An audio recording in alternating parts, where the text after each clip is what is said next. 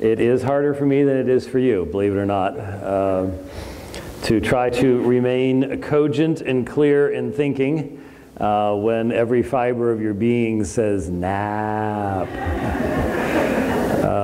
Nice big lunch, and it's a Saturday afternoon, and the only time worse is on a Sunday afternoon, because then you're like just genetically designed to fall asleep on Sunday afternoon. It's a day of rest, right? But it's Saturday, and so we are not resting today. This is the 6th day of work, and that's what we're going to be doing. So, all right. I'm still amazed at the pyrotechnics up here. It's always, I've spoken to a lot of churches, and it says a lot about the pastor and the church when you look behind the pulpit. It really does. So we've got, we obviously have a pyromaniac in the group. I think they, wait. Oh, wow. 55 count, long burning 11-inch matches here. And I think there might be some more back there. We are ready to start a forest fire up here. We really are. Wow. Did you know you had all this stuff back here, Van? No, you hadn't looked for years, had you? No. No? Well, if the fire ever hits here, it's just going to go boom. It's, yeah. Always interesting. I once knocked over it because I have a little cup of water up here, and I was in a Presbyterian church, and I knocked it over when I reached in to grab it, and I said, "Well, I just baptized your pulpit," and so they didn't take too kindly to that. But anyway, I was never asked back to speak again, so that normally isn't a good sign. Okay, take a deep breath, get a deep seat in the saddle. Is the old-fashioned way of putting it. And let's talk about the issue of the woke church, critical race theory, and everything that's going on in regards to that subject in the church today. I'm going to go ahead and do the dangerous thing that I've done in the past, and then explain to you why what I have said about this in the past has gotten me accused of heresy and all sorts of other things along the way. But a number of years ago, when I was in London, a gentleman contacted me, and he wanted to get together with me, and he had an interesting story, and so we arranged to meet at the Sherlock Holmes pub, just off the Thames across from the Eye, if you know where that is in London. And I was alone, and I met him there, and we had a wonderful time of fellowship, and he was talking to me about how it was through our ministry that he had come to know the Lord and things like that. And that's pretty fantastic when someone's thousands of miles away from where you live, that the Lord would be so gracious. And I just remember, I don't know, an hour and a half into the conversation or so, the thought just crossing my mind for the first time that the gentleman that I was talking to was not white. Now he is, I don't know exactly how you would describe this overseas. We tend to Americanize everything. But he is a black from the Caribbean area. Let's put it that way. Okay, there's a large population in London. But I hadn't even noticed that when we met. He was just a brother, and we had been involved in leading him to the Lord, and it just was just something that I remember making note of. Oh, yeah, but it just didn't mean there was something different about our conversation, or I should have done something differently when we met, or it was just simply an issue, a fact that registered in my mind. And over the years since then, what has been brought to my attention was that in essence I was misled as a youth.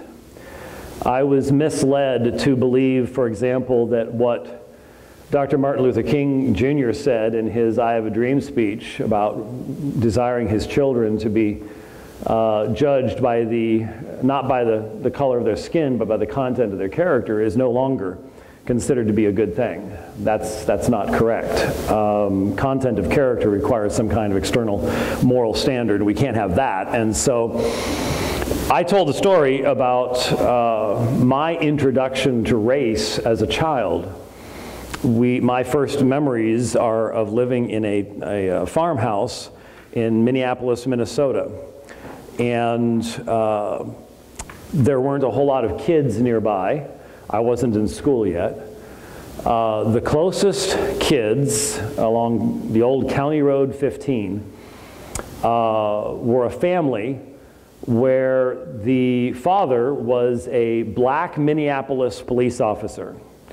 And to someone who was 3 to 4 years of age, three years of age, he was the biggest man I had ever seen. I mean, he was a mountain of a man. And he wasn't brown, he was black. He was very, very black. And I remember just being fascinated by the fact that he had a tie, and his tie had this, a pair of handcuffs. Now, back in the olden days, this is how old we are, you actually took pins and stuck them through your tie, and then the back you'd hook into your button, and that's what kept your tie from going all over the place, okay? And yes, it did eventually ruin the tie because you end up with all these little pinpricks right in the middle at the same spot, and it did eventually do that, but that's how we did it. And I just remembered being fascinated by his handcuff tie pin, so much so that I still have them. When we moved, he gave me that little tie pin. I still have it in a little jewelry box at home all these many, many years later.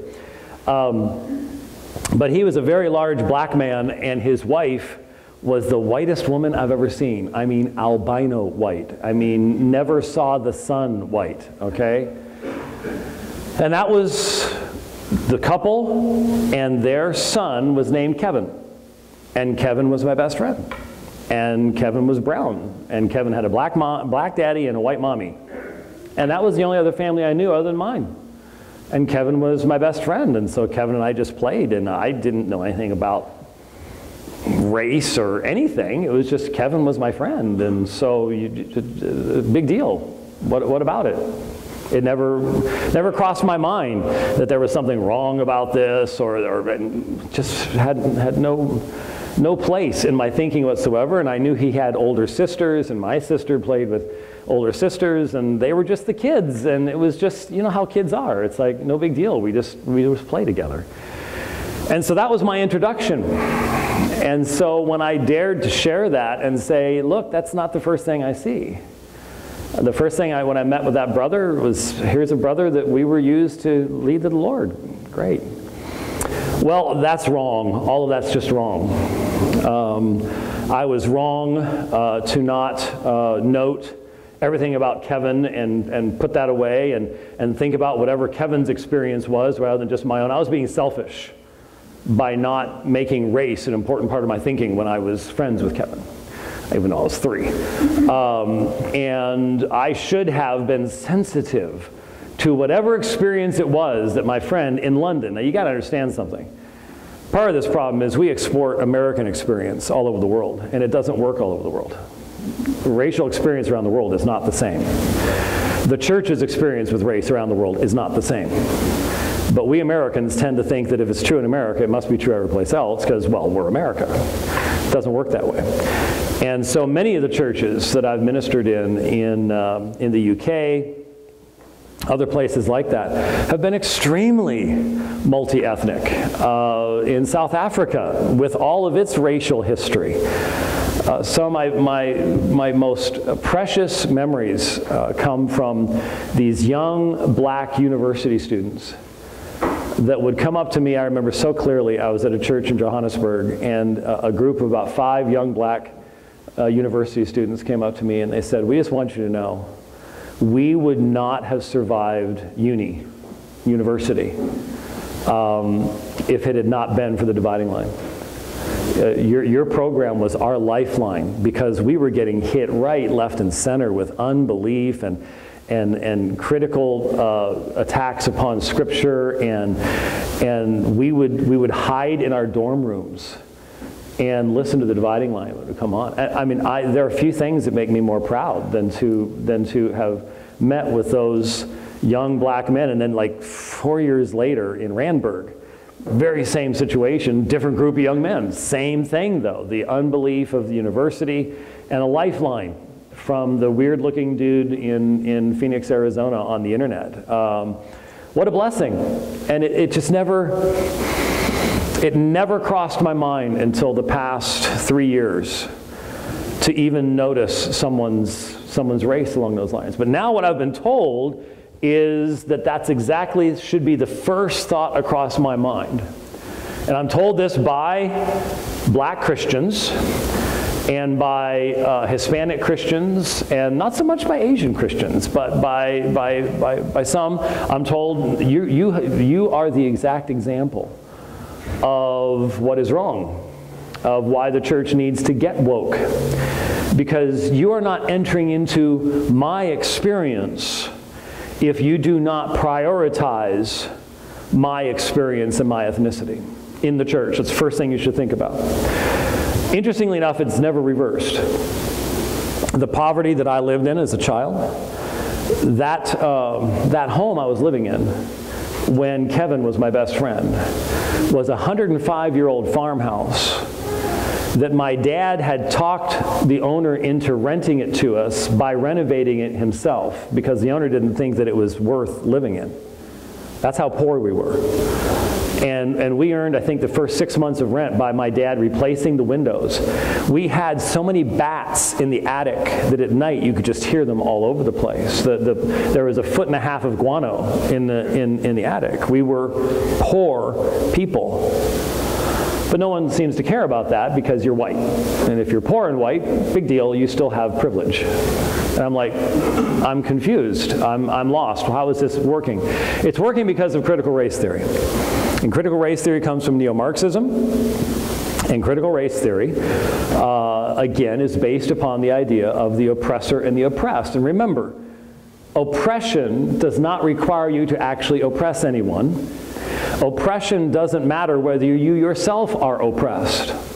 So you could be, I happen to know, I won't mention his name, but I happen to know this one particular black Christian man who makes a great deal of his fame from talking about victimhood and things like that. And yet his own history is his parents were both lawyers. They're both attorneys, and he was raised with 40 times the amount of opportunities and money and education than I was. But I'm the oppressor, he's the oppressed. See, it doesn't matter what you've done in life. It's the group that you're a part of, you see. And so you're not judged on your individual attitudes. You're not judged on what you've done. You're not judged on anything like that. You're judged on the group that you're in. And so remember that when you have critical and theory, whatever you put in the middle is going to be broken down. So critical gender theory, what has that gotten us? Absolute destruction. The whole point of critical theory, which is central to intersectionality, the whole point is to break things down so that you can build something else in the place of what existed previously in that space. So critical theory is meant to break down. Critical theory can build nothing. That's why critical theory has a timeline. It will not last long. Once it succeeds in breaking down what was in this cultural space before, what takes its place will get rid of it. Once its purpose has been used, it will be gone. It has no lasting value. Its only value is temporary in breaking down what holds a society together. And once you want to start building a new society, then you've got to get rid of anything that breaks the society down. So critical theory is like acid. If you know how acid functions in a solution, it breaks down the bonds between various atoms in a molecule, and that's why it can eat things. It breaks things down by attracting ions and so on and so forth. And so that's what critical theory is, whether it's critical race theory, critical gender theory, even a critical theory of history. It breaks things down into their constituent parts and then farther and farther and farther. But it can never then stop, turn around, and start building things up. It's only destructive. And so as CRT has come into Christianity, it has come into Christianity under the guise of loving your brother. But it has not come into the church from exegesis. It has not come from the history of the church. It has not come from especially the primitive period of the church. And let me explain what I mean. My primary problem with critical theory, especially with critical race theory, in the Christian church, is not just its origination outside in ungodly forms of philosophy and theology and things like that. Here's my problem. And I started saying this spring of 2018. That wasn't that long ago. Seems like a long time ago. Seems like another century, honestly. I vote we actually mark the change in century at 2020. What do you think? You think that we got to do something with this year? And I think that would be it's certainly a watershed year. But in 2018, it was like a switch was flipped on, and you started hearing this language coming from major people that used to be involved with Reformed conferences and everything else. Started using this language of critical race theory and intersectionality and being woke and waking up to the reality that there is an issue in the church that has yet to be resolved. And that issue is racism. And when you ask, well, what form is this racism taking, you're given the standard definition of racism that is no longer the biblical definition. Racism is sin, because racism is hatred in the heart toward another individual based upon some kind of characteristic that God has given to that person in their life. So it's sin. It's wrong. But that's not the definition of racism being used in our society any longer.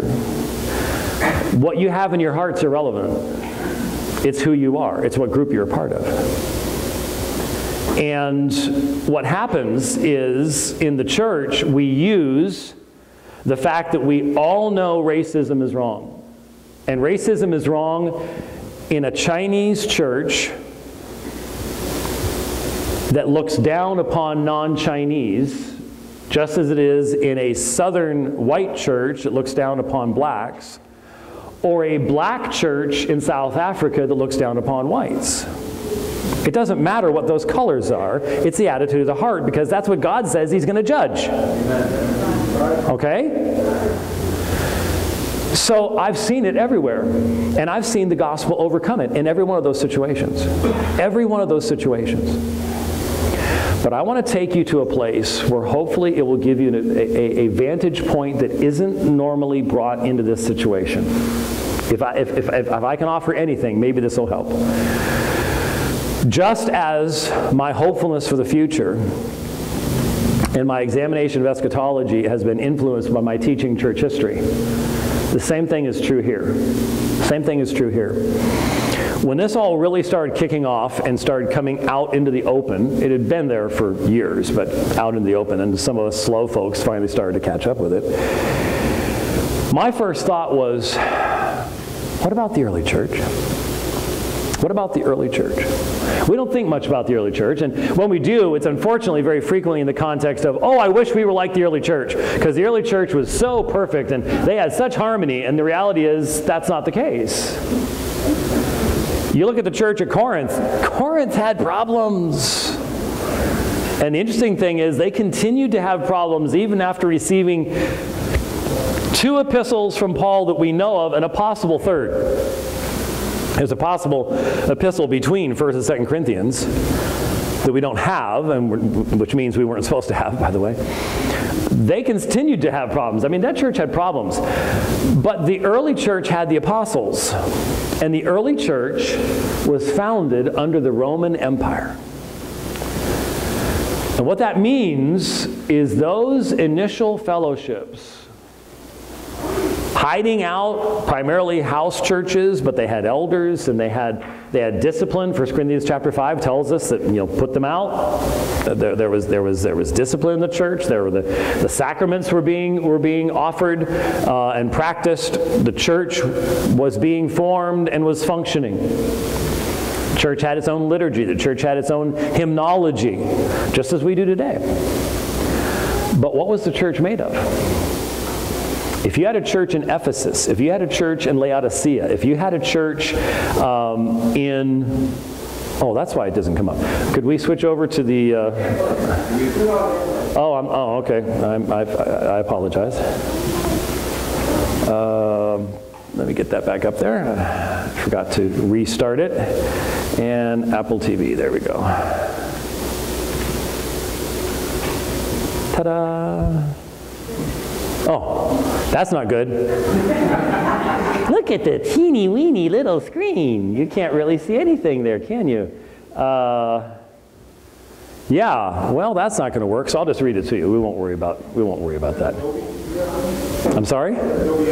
Nope, that's Accordance, and Apple AirPlay is not working well with it right now because it's Bill Gates' fault. We can't blame the guy from Apple because he's dead. So it's Bill Gates' fault. But it had been working, and then now it's really teeny tiny. It did that to us once before, so nothing we can do about that. Anyway, sorry. Where was I? So Moses was in the bulrushes, and what were we talking about again? Oh, yeah. So the early church in Rome or Ephesus would have been filled with all sorts of different kinds of people. There would have been every element of society represented in that church. There would have been a lot of poor people, which means there would have been a lot of slaves. Slavery has been the universal experience of the human species and continues in some places in the world. The Greeks under Alexander spread it all across the world. Alexander enslaved literally millions of people. He's called Alexander the Great, but that's what he did. And he brought that language all around the ancient world that did help in communication. It becomes the language of the New Testament, interestingly enough. The Romans borrowed everything from the Greeks, and so they likewise had slavery. And they did have slaves who were extremely powerful, but they were always still just property in the Roman system. You had slaves who had more money than many freemen did, but they did not have freedom. And so there were slaves in the Christian church. And we know from reading the New Testament, there were slave holders in the Christian church. And then you had soldiers of the Roman Empire, same people that crucified Jesus. You had soldiers in there. You had the high, you had the low, you had Jews and Greeks. That, of course, was the big division from the Jewish mindset. And they're all in one church, meeting in one place, and then here's the big deal. All coming to the same table of the Lord. All partaking of the same bread and the same wine. They're all coming before Christ, the same Christ, His righteousness, receiving the same forgiveness. And it didn't matter what color they were. It didn't matter what status they had. And if you don't understand that that was the beginning of the end for slavery in the world, then you don't understand what's been going on for the past 2,000 years. Because it was. Now, the apostles did not call the early church to take up arms to change the society of Rome. Because there were a lot of bad things going on in the society of Rome. You know, another thing well, first of all, the fact that the Christians gathered like that was a scandal. It was a scandal to Romans that slaves and the rich would gather around the same table. How dare you? That they would call each other brother and sister. That was a scandal. That was repulsive to the elites who wanted to maintain the stratification of the society. The church said, no, there's one table. Because there's one Lord, there's one righteousness, there's one salvation. And since we all have the exact same need, then we need to have the exact same one meet that need in the exact same way. And so that was the beginning of the end. And when those people gathered together, and when they, you know what else they did? You know what else they were known for that likewise made them reprehensible in the minds of the Romans? The Romans didn't have abortion. They didn't have the medical technology to do abortion the way that we do today. So what they would do is they would expose their children. And that means that if the child that was born was not wanted, so you needed a son, not a daughter. The daughter would be a drag upon your society. You would take the child and put it on the garbage dump and walk away. Because there were plenty of hungry dogs in Rome to take care of the deed overnight. And so the Christians became known as the people who would go out at night and scour the streets for exposed children and adopt them as their own and raise them as their own, even though they were poor. They didn't have a bunch to give, but they raised these children as their own. And some of the earliest documents, the Didache, for example, specifically says we do not expose our children. And we will not do so. So there has been a strong doctrine of life in the church from the start, and they didn't care what color the baby was. A place like Rome was filled with every ethnicity from the Roman Empire. You had Asians and you had what would become the French. The French don't even exist yet. I mean, that part of the north, south, east, west, you had everything. You had Arabs and everything being represented there in the city of Rome, and the Christians didn't care. There couldn't be multiple Christian churches. That's what was so terrible about what Peter did in Antioch. When he withdrew from the Gentiles and did not have table fellowship, Paul recognized what this would lead to. There could not be a Gentile Christian church and a Jewish Christian church, because that's saying there's two different saviors and there's two different righteousnesses and there's two different gospels. And that's why he anathematized the Galatians for going that direction. One church. But that meant that church had to be unified and had to understand why it was unified. And that's what we're losing today. That's what we're losing today. So, look at Colossians chapter 3. I already tried. It's just not working. So look at Colossians chapter 3. But now you also put them all aside. Anger, wrath, malice, slander, and abusive speech from your mouth. Do not lie to one another, since you laid aside the old self with its evil practices, and have put on the new self, who is being renewed to a true knowledge according to the image of the one who created him. Now just stop here for a moment. We're in verse 10. What's being discussed here? This is an exhortation to all believers. It doesn't matter where you live. It doesn't matter how much money you've got. It doesn't matter what color your skin is. It doesn't matter how old you are, how young you are. None of that matters. You are not to lie to one another. It doesn't matter if you've got a lot of money or a little money. You're not to lie to one another. This is life in the body. This is life in the body. And notice that it's all based upon the uniform experience of what it means to be a Christian. Do not lie to one another, since you laid aside the old self with its evil practices. That's not just true for a South African church or a Chinese church or a Vietnamese church or a church in Ukraine. This is true for all believers. All believers have laid aside the old self with its evil practices. And you could be a slave, you could be a slave owner, you could be a Roman citizen, you could be a Roman soldier. You have laid aside the old self with its evil practices and have put on the new self, who is being renewed to a true knowledge according to the image of the one who created him. This is the universal Christian experience. God is conforming us to the image of Christ. What that means is the image of Christ is not a color. It's not according to an ethnicity. And the image of Christ can exist in any color and any ethnicity. So the Chinese Christian today, living under the oppression of the Chinese Communist Party, is still called to be made in the image of Christ, even in the face of his persecutors. Just as you and I are called in the same way. Now, is the process of sanctification going to be the same for a person in prison than for you and I, who have so much freedom and liberty? No. It'll probably be more intense for them, and hence they'll probably get farther down the road, to be honest with you. A whole lot easier to be purged of your love of the world, things of this world in prison than it is out here, huh?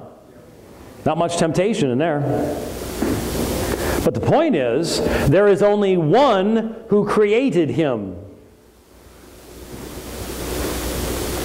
The unity of the body of Christ is found in the fact that we have one head, and that we're all moving one direction. And our eyes are forward, not back. Oh, we are thankful for the example of faith of those who came before us. But our eyes are upon Christ. We are moving forward. Now think about it for a second. The church in Colossae, okay? It didn't last very long. You know why it didn't last very long? Huge earthquake destroyed the city. Probably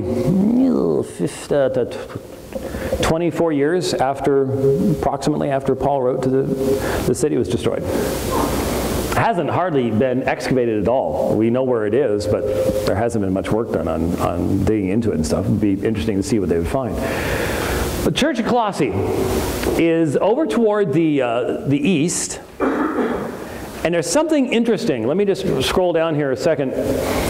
In the next verse, verse 11 says, a renewal in which there is no distinction between Greek and Jew, circumcised and uncircumcised, barbarian, Scythian, slave and free man, but Christ is all and in all. Scythian. Why in the world would Paul mention a specific ethnic group? Well, the Scythians came out of the steppes of Russia. And they were a warlike people. And there had been a great deal before the Roman peace of warfare that had involved the Scythian people in the areas to the east of Colossae. So, might there have been, maybe Paul had heard that there had been a group of Scythians living there in Colossae who had heard the gospel and had been converted? It's possible. But here's the issue. Would there not be other people in the church at Colossae who would have a deep and abiding distrust and dislike of Scythians? Maybe there had been for hundreds of years tribal warfare and very strong tribal-based feelings of dislike of the Scythians. Can you imagine the first Sunday they showed up? You know, let's say we had a good evangelist in the church at Colossae, and he saw the Scythians over there, and nobody was really having much to do with them. And so he said, that looks like a good group to go witness to. And he did, and he told them about the Messiah, and he talked to them about the Scriptures and the death of Christ and the resurrection, and the Spirit of God opens their eyes, and they trust in Jesus. What now? Well, God wants us to fellowship with other saints. He wants us to hear the Word of God. He wants us to, He wants you to be baptized, and He commands you to be baptized. And then we've got this thing called the Lord's Supper that presents the gospel to us, His broken body, His shed blood, and we all partake together because we all have the same Savior, and this is what unites us together. Can you imagine the first Sunday they showed up? You can see the looks. Can you see some of the folks who've been there for a while looking at that one evangelist going, what are you doing? Why did you have to go to them? Couldn't you have just done a foreign missions trip off to where the rest of the Scythians are and just sort of planted it? Could we start the first Scythian church? Paul says no. There's one church. And everything that's behind, all that strife, all that distrust. There might have been people in that church in Colossae who had lost their grandparents to Scythian warriors. I remember my parents lived through World War II. And you know what my mom always called Japanese? Japs. Because that's what you said during World War II. And my uncle on her side fought in the Pacific. And so I've seen it. And if you lost somebody, if you lost relatives back then at a young age in war against a particular nation, it's real easy to understand why people might go, well, I'm not sure if I'm going to be overly comfortable with these people in the fellowship. And Paul says, no, you need to understand, the one who created every believer, this being renewed to a true knowledge according to the image of the one who created him, is a renewal in which there is no distinction between Greek and Jew. There is no distinction between circumcised and uncircumcised. There is no distinction between barbarian, Scythian, slave, and free man, but Christ is all and in all. There is no distinction. So if the Spirit makes no distinction in forming Christ in the Scythian, if the Spirit makes no distinction in forming Christ in the barbarian, and a barbarian is just simply someone who didn't speak the languages of the Roman Empire. They didn't speak Koine Greek, didn't speak Latin. So they're the people on the borders. And Paul is saying there is no distinction. The great distinction of Greek and Jew wiped out in Christ. What is Ephesians talking about? The breaking down of the middle wall. It's been wiped out. Circumcised and uncircumcised. Barbarian, Scythian, slave and free man. Now slave might be, the slave and free man might be those who've been enslaved and those who have been made free. But we know elsewhere in Colossians and in Timothy that Paul specifically addresses korietes, those who were owners of slaves, masters. He addresses them. So you have political differences, you have religious differences, you have ethnic differences, all in one verse. And what does Paul say? This renewal knows nothing about any of those things and doesn't care about any of those things. It's not based upon any of those things. It is a renewal that knows no distinction. Therefore, if the Spirit of God is indwelling another person and conforming them to the image of Christ in the same way that He's working in you to accomplish the same goal, you have absolutely no basis whatsoever to view that person as anything other than your intimate brother or sister. Amen. So you see all of that, and can you imagine how many different ethnicities and little tribal wars that have been going on for centuries were represented in the church at Colossae and at Ephesus and at Rome especially. And the early church did not allow for that division. There were no Chinese Baptist churches in the early church. There are Chinese Baptist churches today, Chinese Korean churches. And we don't even give it a second thought, do we? Paul would have freaked out. Would have freaked out. What are you doing? Christ is all and in all. That is our unity. And that's really based upon an understanding of what justification is. Why do any of us have peace with God? What is that basis? This has been lost amongst so many of our people. The only time we talk about it is sometime around October 31st. Or when someone decides to show the Luther movie. The problem is it needs to be an everyday reality. What unites us all together? Well, let's think, when is it represented to us?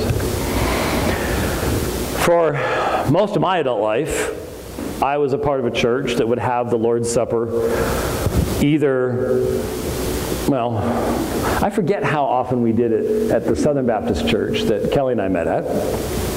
Was it quarterly?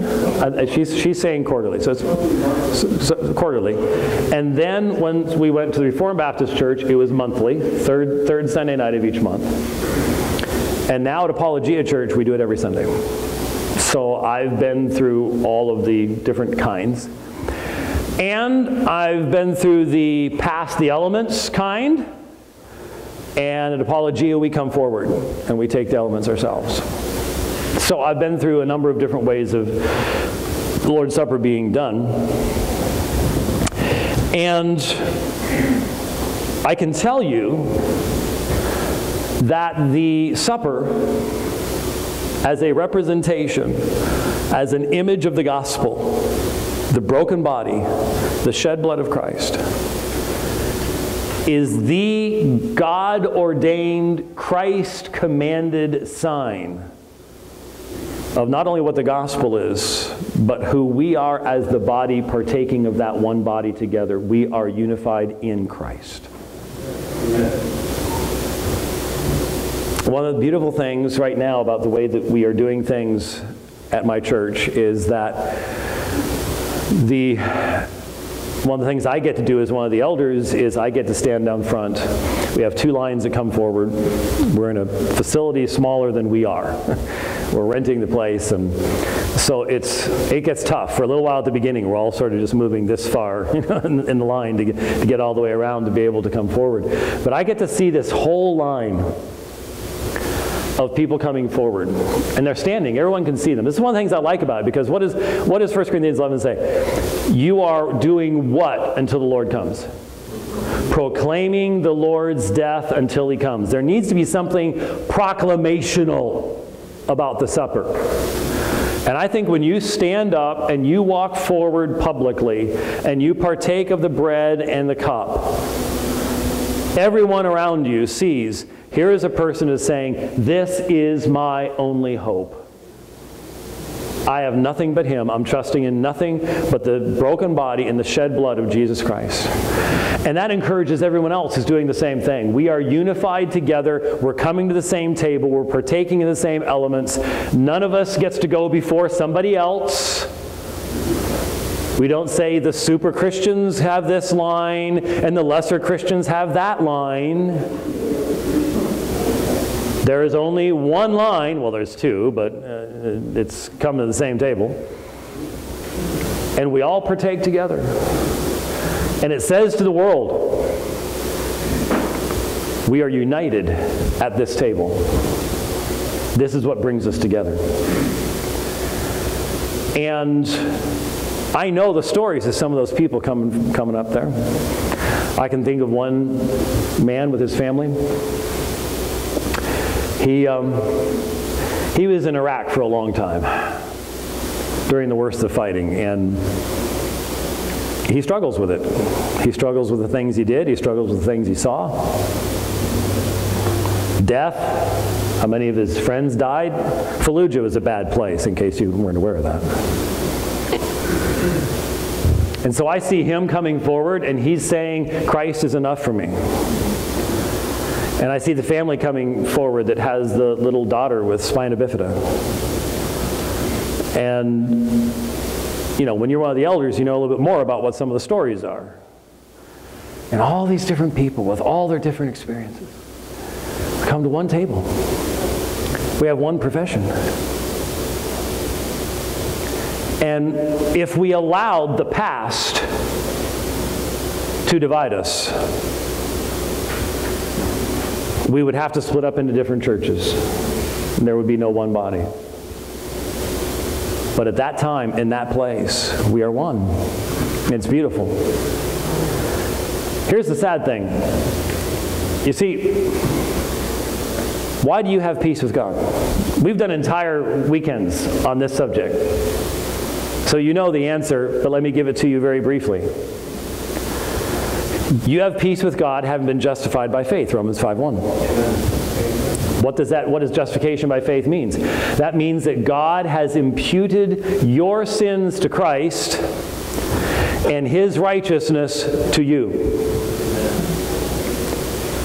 You possess, by grace, the righteousness of Jesus Christ. Both positive and active. Well, active and passive are the terms we use, but the point is, He not only bears your sins, but He also lived the perfect life. He loved God perfectly. So it's not just a negative righteousness that takes away your bad stuff, but leaves you with no fulfilled commandments. Christ loves the Father perfectly His entire life. That righteousness is yours as well. He made Him who knew no sin to be sin on our behalf, that we might be made the righteousness of God in Him. Amen. The great exchange. And that's true for every single believer in Jesus Christ, and is not more true for one and less true for another. That's why we can never look down upon another. That's why we cannot divide from one another. And if we just recognized that, if we just understood that, then what's seen in the supper would be obvious to all. It is the imputed righteousness of Christ that unites the church. No matter what our experience is before, no matter what we go through now, we are united with the martyrs who right now are suffering in prison. Remember what Paul says? Remember those who are in chains as if you were bound together with them. What unites us together? One imputed righteousness and one Spirit who indwells us all. And I can tell you, one of the things that I fear I'm really going to miss over the rest of my life is what I learned over the past 20 years of my life. Well, 15 really. I didn't really start traveling overseas until about 2005, 2003 actually. But over the past 15 years of my life, I have traveled a million miles or so. And I'd get off a plane in a faraway land. The people speaking a language I could not understand until we started singing praises to Christ and partook of the supper together. And then we were this close. That was a beautiful thing to discover. Beautiful thing to discover. For some of you that are older, I remember the first time in Ukraine when we started singing together. It was a hymn that I knew, but didn't know the words to, obviously. But I knew what the words were, at least in English. And I grew up at the end of the Cold War. I grew up in diving under my desk in school. Remember that? In case there was a nuclear attack. The Russians were the enemy. And when you would hear strong Russian voices singing, it was normally it was automatically associated with red communism and we got to go fight. And so to sit in the chapel at the school in European outside of Kiev and to hear our hymns sung in those beautiful Russian voices, I just sat there going, if my mom could just see me now. If she could just know. And I couldn't help but sit there thinking, we used to, and probably still do, have nuclear weapons aimed this direction. Wow. Never really thought of it that way. It's so easy to become so parochial, so connected to just where I am. I did not realize the church is everywhere. And the unity that we have.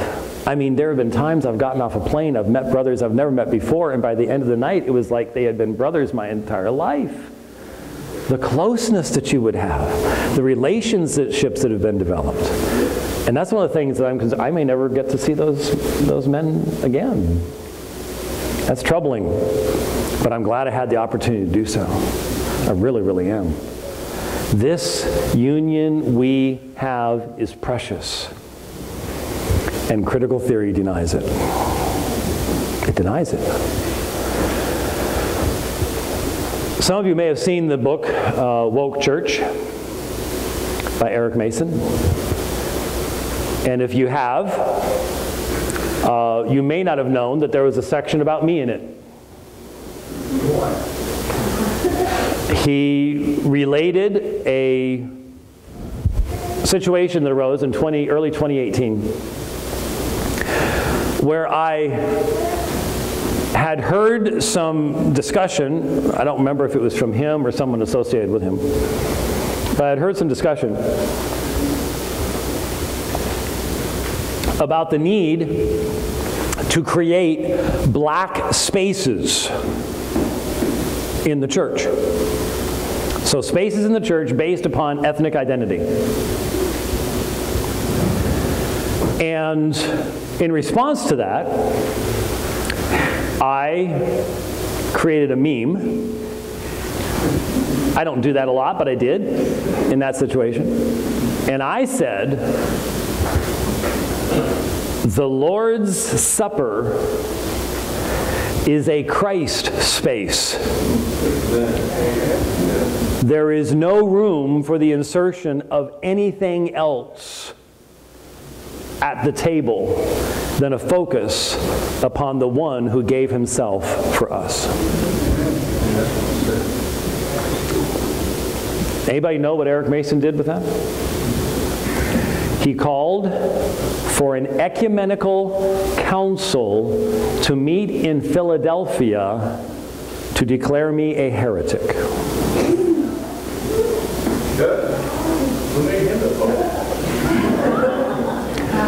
Well, if you know anything about ecumenical councils, even from Rome's perspective, there haven't been very many for the last 1,000 years. And from the Eastern Orthodox perspective, there haven't been any in the past 1,000 years. So ecumenical means worldwide, all Christians. And so that's probably not going to be happening anytime soon. But the point was, his rebuttal was, you must allow for ethnic spaces in the church. It's the only way we can survive. So he saw me as an oppressor for saying that our unity is to be found only in Christ. That is extremely concerning to me. It has to be. But it is consistent with the application of critical race theory. Because remember, if it says critical and theory, it's like aiming two missile silos in the C and the T at whatever's in between. And so if it's a G for gender, you destroy the gender. If it's R for race, you use race to destroy everything around it. And that's the only thing critical race theory can do. Here's the real issue. Critical race theory has no end game. There's no redemption in it. It is a continuous act of penance for something that you yourself did not do.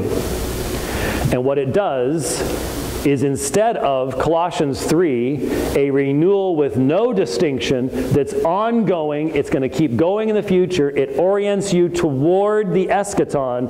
What critical race theory does is turn you backwards, and you focus only on what's back here, never what's up there. So, in Colossae,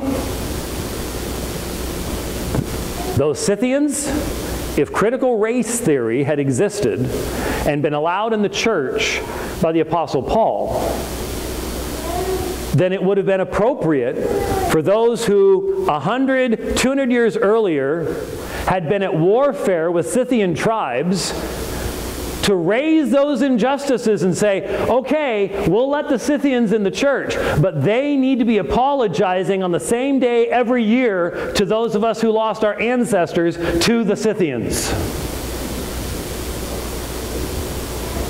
How would that work? Because here's the problem, it's not just the Scythians. There were so many tribes in Rome, you wouldn't have had enough Sundays for all the Sundays that you'd have to dedicate to the apologies for all the pasts. And why didn't that ever happen in the early church? It's real simply. If you know your own sin, and you know that all the writing which was against you was nailed to the cross and taken away, it included all your past. And it did not include this kind of theory that would allow you to continually raise issues from 100 to 500 years earlier and divide the fellowship of the church. No way. Now that's an unusual way of approaching this. That's because church history, unfortunately, is not very often made a central aspect of our thinking through the fact that Christ said he'd build his church, which doesn't make any sense to me. If Christ says he's going to build his church, then guess what? He's been building his church for 2,000 years. So we can learn stuff from what he's been doing for 2,000 years. Amen. But evangelicals, primarily as a whiplash response to Roman Catholicism, let's be honest, it's what it is, we don't care about church history. How many evangelicals could put Tertullian within 100 years of when he actually lived? Could tell a difference between Ignatius Loyola and Ignatius of Antioch. There's a big difference between the two, by the way. We generally don't learn from church history. And Americans today generally don't know almost anything about their history, to be honest with you. That's why when people started ripping down statues over the summer, they'd be ripping down statues of people who were abolitionists. They don't know, it's just a statue. Must have been a bad guy because he was in the past and no one's as good as we are today. Right? It's amazing. Absolutely amazing. But it happens in the church too. It happens in the church too. So, how do we combat this? How do we combat this? Because it is so sad to me. It was not that long ago that at so many of my meetings, so many of my talks, we would have black brothers that were excited about Reformed theology, and they're getting together. And I wrote co-wrote a spoken word song with a black artist that we did on Islam, and I think that's still a great production. It's on YouTube. It's great. Problem is, with the divisions that now exist, that kind of thing's not happening anymore. It's not happening anymore. My response from the beginning has been very straightforward. We have to go to what is supposed to unite us, and that's to the Scriptures, and we have to look to the gospel, as I just did. I laid out my reasoning the way that I just laid it out to you, and I said, if this is the foundation of our unity, show me where I'm wrong. Show me where I'm wrong. And what I've gotten is not a counter exegesis to Colossians 3 that says, well, okay, what you've got there is you do have some ethnic groups that are mentioned and things like that, and there is only one renewal, and yeah, there is the unity in Christ, and yeah, there's just one imputed righteousness of Christ. But here's what you're missing in Paul. I don't get that. What I get instead are some interesting attempts to lay on top of certain biblical stories some idea that because there was communal repentance in light of Deuteronomy 28 and 29 of the people of Israel who are under covenant with God to be the covenant people, to be the ones through whom the Messiah comes. Because of that, then we need to bring that forward and continue to have that kind of practice in our era as well. And when I ask the question, so what would that have meant in the early church? When I try to bring it back to the practice of the early church, because I'm thankful. What the New Testament gives us is not just the ministry of Jesus, but through Paul's epistles, through Acts, and then through Paul's epistles and the pastoral epistles, we get basically a good 30 years minimum of church history practice that we can glean from the New Testament.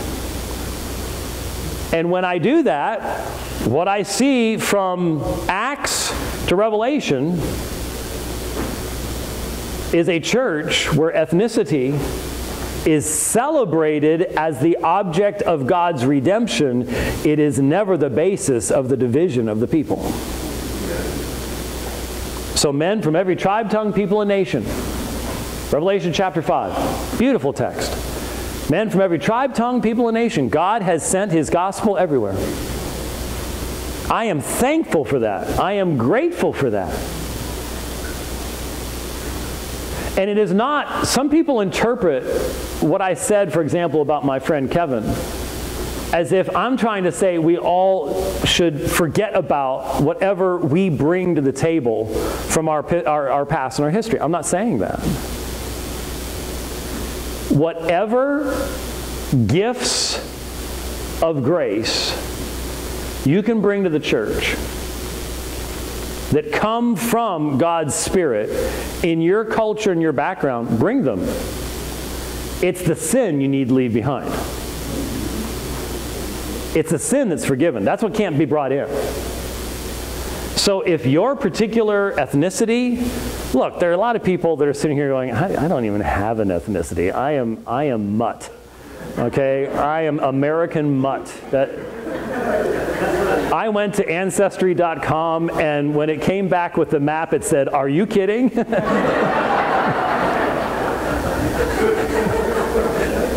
I mean, I've known some people that would really like to have something they can grab hold of and to celebrate, you know?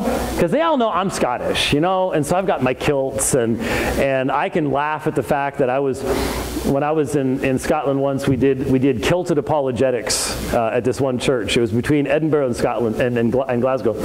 And we did kilted apologetics. So one night I wore my kilt, and a bunch of the men in the congregation wore kilts, and we took pictures, and we had great fun. And my wife puts up with it. She's terribly, terribly embarrassed by it. But when we've been on a couple cruises together, and I've got pictures I can show people that she wishes I wouldn't show people of her and I together, and I'm in my formal kilt, and she's just grinning because it's like, well, I'm stuck. I married him, so there's nothing I can do about this. But and so I enjoy my Scottishness, and yes, I watch Braveheart every once in a while just simply to kill a few Brits. And the problem, and what's scary is I did my ancestry stuff and discovered that I'm primarily Scottish and British, which means I'm very conflicted. There's constant warfare going on inside me. So good things you can bring. But I'm reminded when I first started studying my ancestry, I was talking to a Scottish pastor who came from Scotland in California. And I was telling him, well, right now I'm not exactly sure. I might be either McGregor or Lamont. And he says, oh, goodness, he says, McGregor, he says, I hope you're Lamont, he says, because McGregors are a bunch of pagans. So I don't bring the pagan element of my Scottish heritage into the church, okay? And I don't have any right. Hey, the Brits mistreated the Scots for centuries. Braveheart wasn't based upon pure fiction. It was primarily fiction, but there was a real abuse of the Scottish people by the Brits. So when I go to London, should I require the Brits to somehow bow down to me and say we're so sorry? No, I don't. I don't do that. And I couldn't do that, and there is no biblical basis for doing that. But what I am saying is this: you don't bring the sinful aspects of whatever your culture is into the church. You can bring that which was the result of the Spirit's work of grace. That's fine. We can celebrate each other's traditions that are not in any way in conflict with the Word of God. We can bring music and color and food. Bagpipes. Well, bagpipes. As the pastor of that church in Scotland told me, he's Scottish and his wife is Irish, and he said, you know, the truth is that the Irish invented the bagpipes. Heresy. Wait a minute. Wait a minute, I'm not done. I said, he said, the Irish invented the bagpipes, then they played them and said, let's give them to the Scots.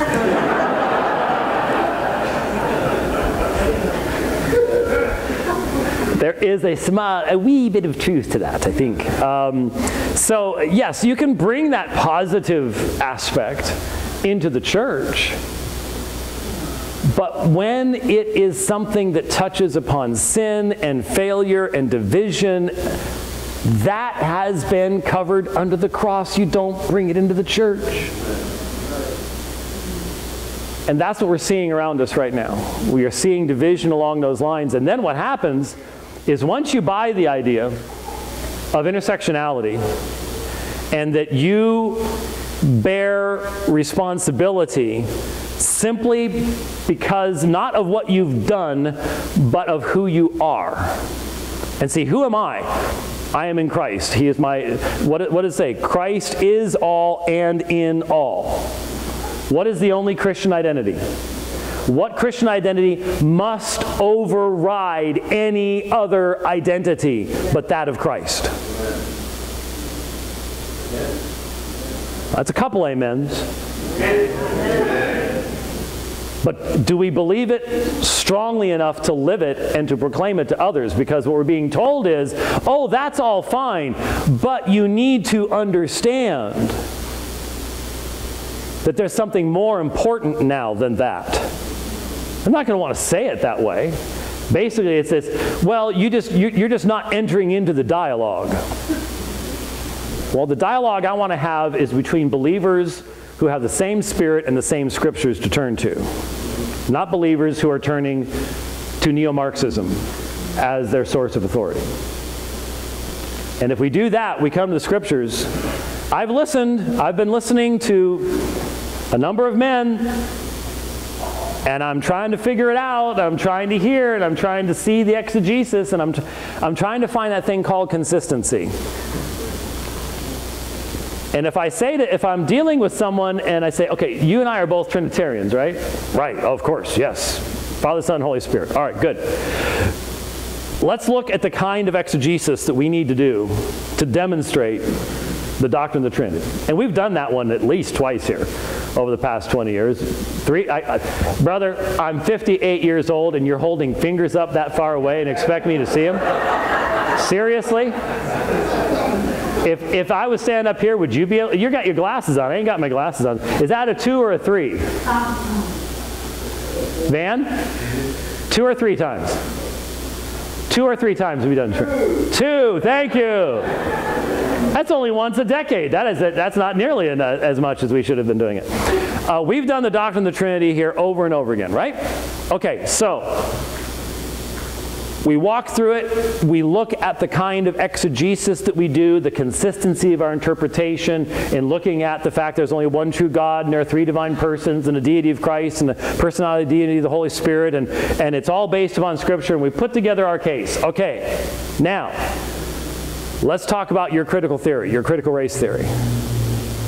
Can you present your case using the same hermeneutical rules and exegesis that we just used together to affirm the Trinity, to present that to me? And that has not happened. That has not happened. And I don't think that it can. I've read Jamar Tisby's book. I listened to the lectures. That's some of the stuff I'm listening to while I'm writing. Just because I don't talk about it on the dividing line doesn't mean I wasn't listening. Sometimes I just don't find it edifying to bring it up. But I listened to a recent talk that Jamar Tisby gave at Wheaton College. Wow, has Wheaton gotten woke. Oof. Wheaton has gotten woke. And I wanted to listen because I had seen a clip where he had talked about a biblical story and then somehow just made this Grand Canyon-sized leap over to white privilege. And I'm like, I honestly, even though I know how, I've read his book, I bought his book, read his book, and I found stuff in it that was interesting and useful and educational, things like that. But I found a lot of stuff that I was like, what?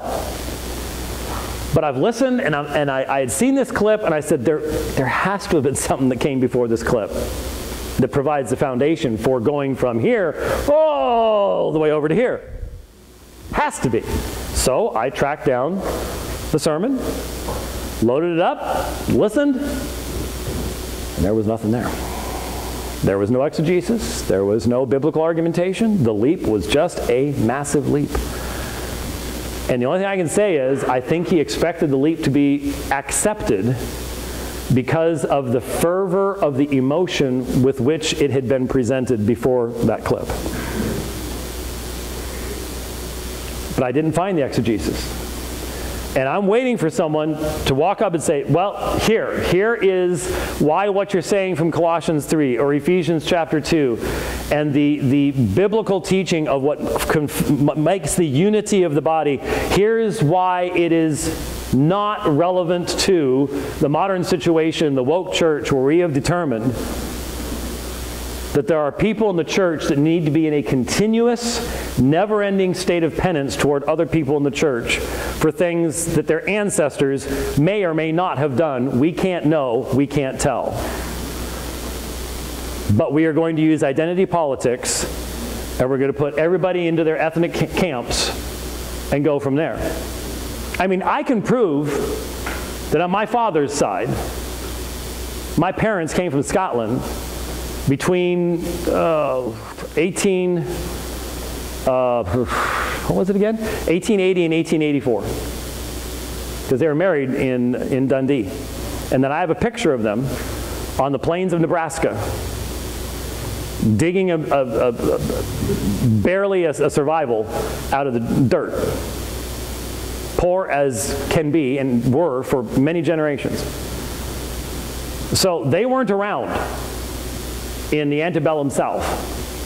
And in fact, they were oppressed people themselves. But that doesn't matter today because that doesn't fit the narrative. How do we deal with that?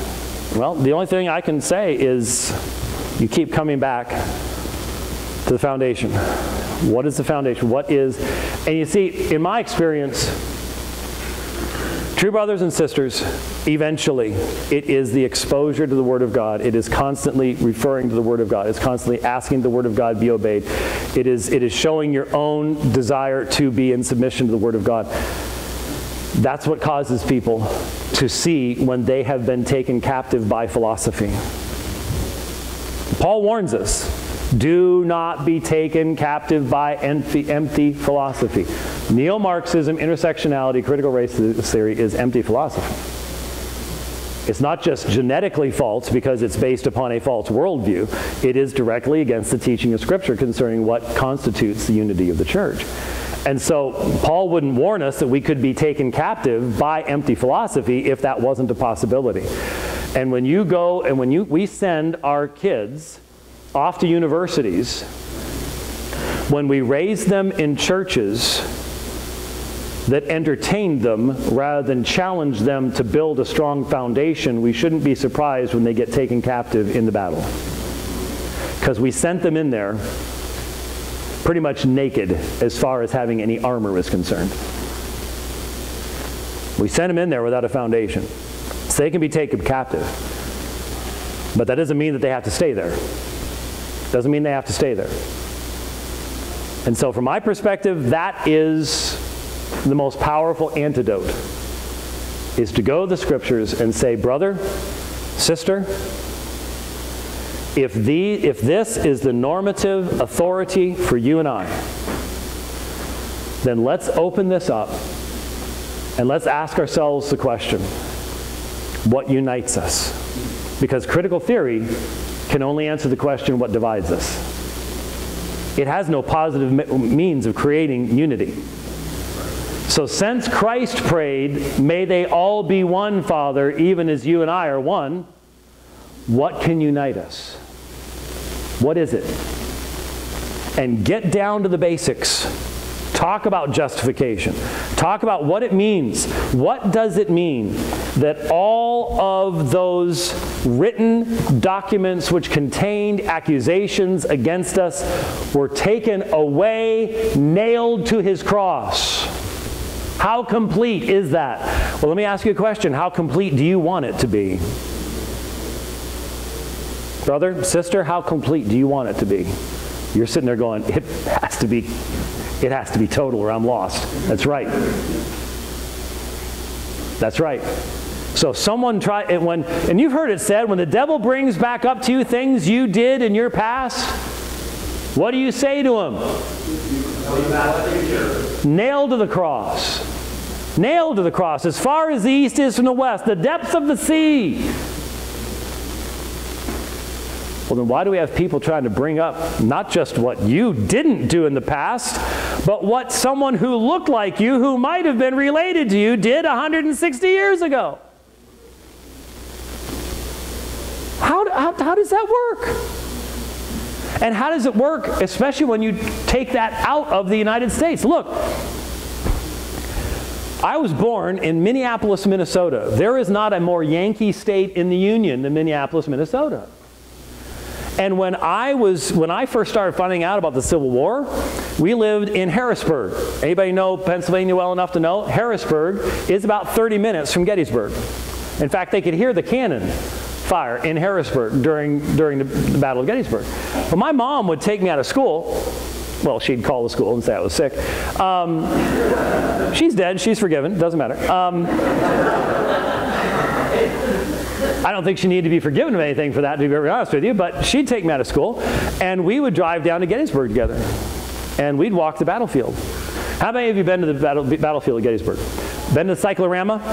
That huge painting? Okay.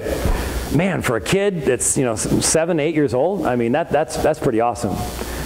And the angle, and the grove of trees, and Pickett's Charge, and Devil's Den, that was a whole lot of fun to crawl around in, and up on Little Round Top, and I know that rather well, okay?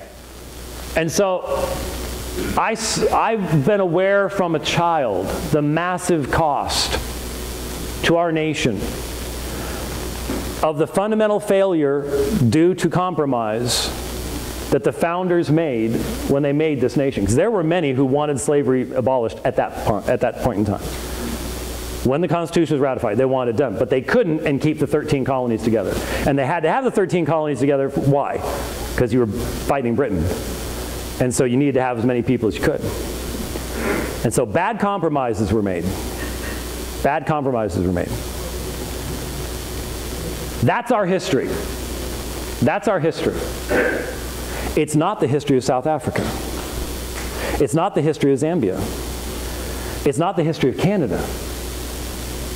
So how can we export something that is almost completely based upon an experience in the United States to places that never had that experience and expect those same categories to hold? They don't. But it's happening. It's happening. And the astonishing thing is, how many of you know Samuel Say? Okay, it's easier to go this way. How many of you don't know Samuel Say? All right. Say, S-E-Y. S-E-Y. He is a Ghanaian living in Canada. He is one of 2 Ghanaians that I've given Kujis to.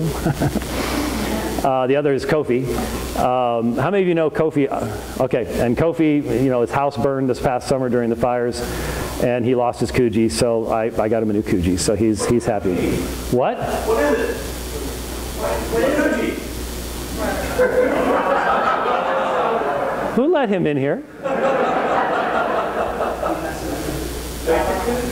This is a Kuji. Okay? A kuji is an Australian Aboriginal sweater in wildly bright colors and abstract designs that I wear partly, well, I wear them because I love color. For example, my favorite painter, Monet. So if you know Claude Monet, you know the color that he utilizes and stuff like that. I wear them much to my wife's chagrin, but just to demonstrate her great patience over 38 and a half years now, but not 38 and a half years of kuji wear. I was not wearing a kuji when we married, and she would probably tell you that would have been a deal breaker anyways.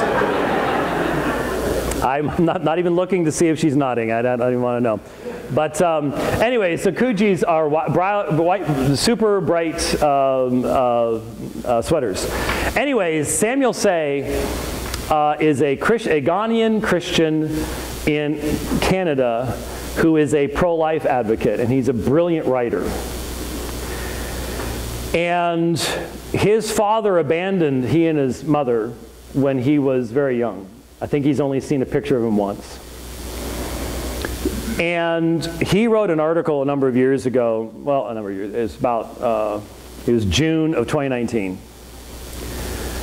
where he examined, as a black African, the narrative that is so popular in the United States right now, that the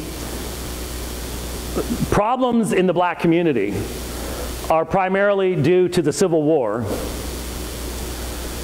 rather than due to fundamental problems in the view of the family, fatherhood, responsibility, sexuality, and morality in those areas, as well as drugs. And what he did is he compared Canada, Britain, and America. Because America had the Civil War, and America had slavery up until the 1860s. Britain banned it long before that, and Canada didn't have it at all. So they have different experiences.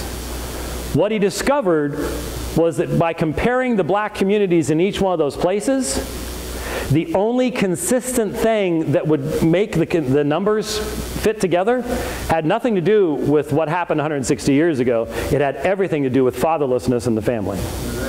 It had everything to do with the structure of the family.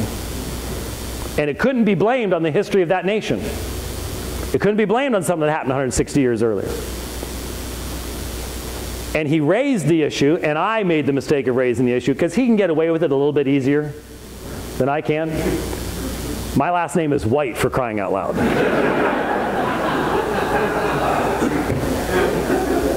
Just a little extra shot in the eye for me. But he addressed the issue of the reality that black women in the United States seek abortion 3 times more often than white women do. And he asked the question, why? And you would think for Christians this would not be a difficult thing to answer. This has to do with the family structure. This has to do with, my goodness, a few weeks later, I saw this program, and it was a black woman who was doing she was the one doing the interviewing.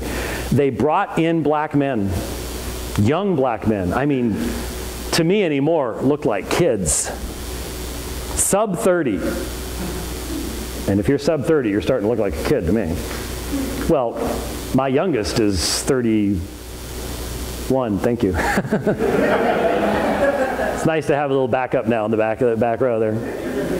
I was just trying to go 89 math, you know, it's in the afternoon on a Saturday. You're not supposed to be able to do math on a Saturday. Anyway, my youngest is 31, so if you're sub 30, you're a kid.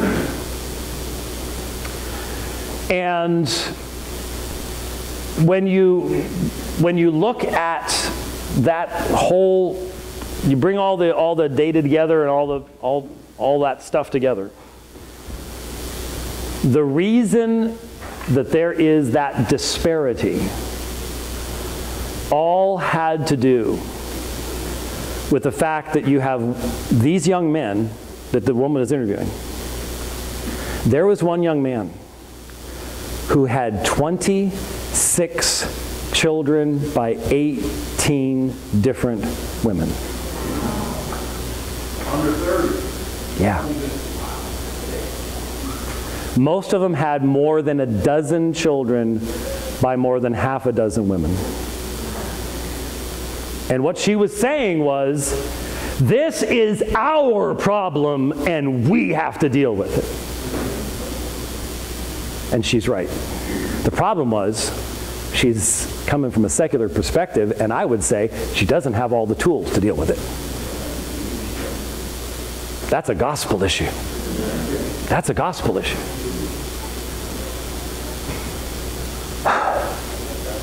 And if we can't talk about, I have such dear brothers, and I'll be honest with you, I get angry when Samuel or Kofi, my dear brother Vodi Balcom. Now Vodi can take care of himself. I was in Zambia a couple of years ago at the African Christian University, and he had arranged a debate with an imam. I was looking forward to that. I was looking, this would be great to have a debate with an imam in Zambia. Zambia is a constitutionally Christian nation. Did you know that? Didn't know that. Oh, okay. I mean, you go to Africa, if you've ever been to Africa, you've seen the little buses in Africa. And they're everywhere. In South Africa, they're dangerous. You don't want to get anywhere near them. They will run you over and not even stop. Trust me. But in Zambia, they're the exact same little buses, but on the back it says, "In God we trust, Jesus is Lord," and stuff like that. It's great. It's like totally different. I'd love to have a Zambian bus get down to South Africa and everybody just completely freak out. It would be a whole lot of fun. But I was in Zambia at the African Christian University, and so when we didn't do the debate, Vodi role-played the imam. Okay, so I've got this picture in my mind. I'm sitting here, and I've made my opening statement, and Vodi gets up, and he is right next to me, and I'm just like,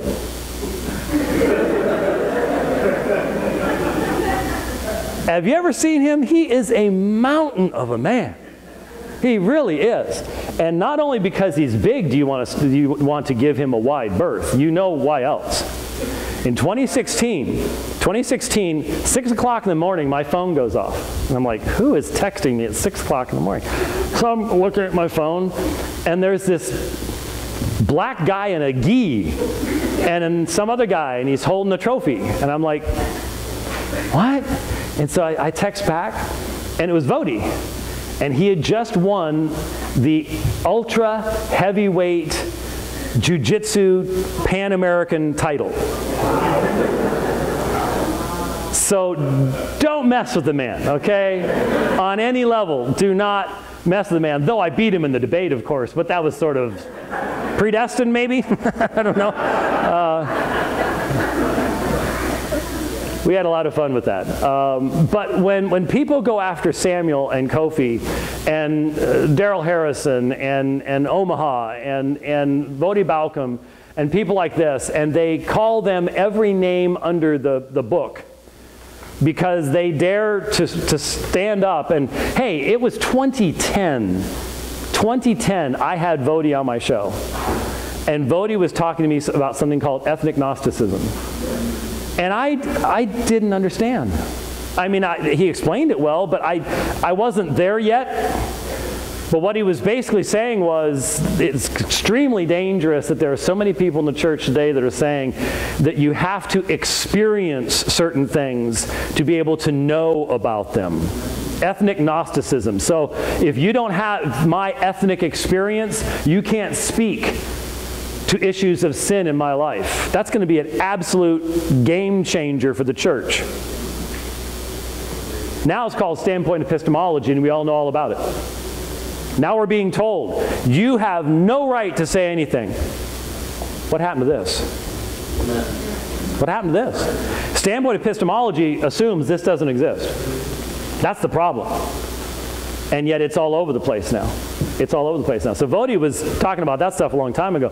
I get a little upset when people are attacking those brothers because those brothers dare to say, hey, I'm black And I will not submit myself to some group narrative where I have to do what I'm told and say what I'm supposed to say.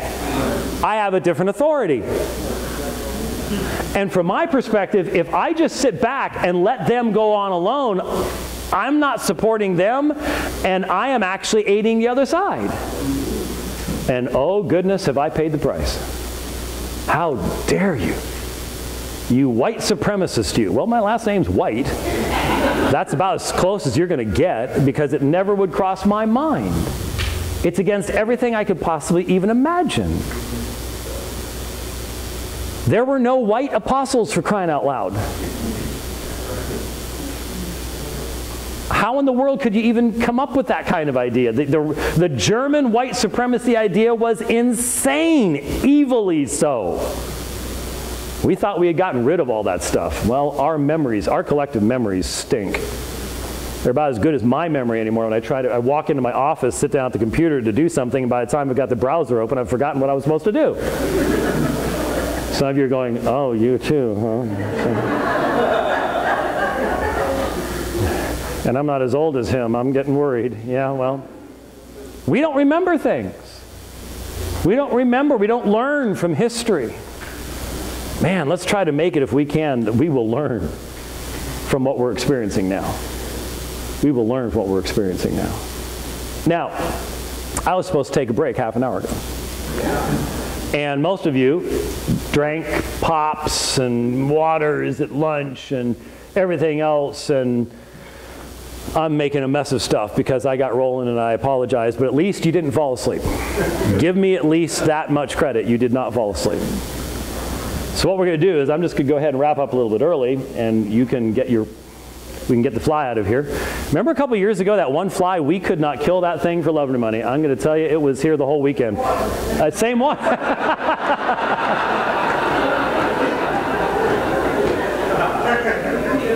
Have you ever seen the movie The Fly? That still creeps me out. That was the original one. Was the one that still creeps me out. I didn't like the CGI, but yeah, maybe it's a reformed fly, and he says, "Oh, good, back for some theology. It's great." Yeah. Okay, so we have closing remarks this evening. I will. Well, let's do this. Let's do this. Let's take 5 or 10 minutes for some questions right now. Okay, how's that sound? We'll go to about quarter till, because I did go past my allegedly brief break, so I apologize for that. So YouTube thumb wrestle for